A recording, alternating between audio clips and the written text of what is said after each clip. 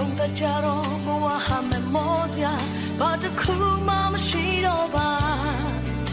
ဒီခန္ဓာကိုယ်ကအဝိညာဉ်ခွာချိန်မှာဘေးဟာနေတဲ့ခိစမှာအတိုင်းဝိုင်းများနဲ့ရှိတဲ့ဆောင်ပြောင်းတွေဘယ်သူတွေမှငါတော့မပါလာတော့လေငါတယောက်တည်း